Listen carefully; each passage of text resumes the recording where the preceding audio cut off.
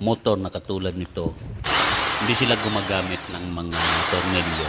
Hindi ko rin maintindihan kung bakit ganitong klaseng pangsarado nila sa motor ay hindi mo basta-basta ma-open, ano. Kailangan mo talaga ng barina bago ito mabuksan. So, ang sadya ko lang naman dito ay titingnan ko yung ilalim kung bumigay ba yung kanyang thermal fuse at mapalitan ng bagong thermal fuse.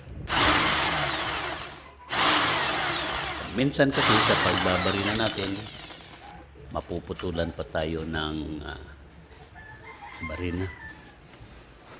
Putol talaga yung barina ko pala. Talaga naman, matapos natin mabuksan na yung mga naka-rematch na animoy tornilyo, wala naman talaga itong tornilyo kundi naka-fixed type ang kanilang mga pangsarado ng motor. Ngayon ang pangunahin dahilan kung bakit bubuksan ko ito ay titingnan ko yung kanyang thermal fuse kung bumigay. Kailangan natin palitan yung thermal fuse sa loob nito. Ngayon nabuksan na, parang may problema yata itong ating bearing. Ayan, masyado nang maluwag. Kailangan na rin itong palitan ng bearing na to.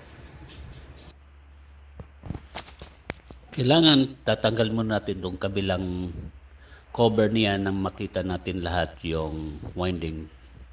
Mukha yatang malaki yung ating problema dito sa winding na to. Itong stator na to, no? Tinatawag nating stator sa motor. Mukhang hindi ata thermal fuse ang problema at meron tayong sunog na winding dito na putol. At saka tila yata yung kanyang magnetic wire ay puro aluminum wire, no? Hindi siya copper wire. So, ibig sabihin, madali lang talagang masira itong motor na to. Hindi siya durable talaga.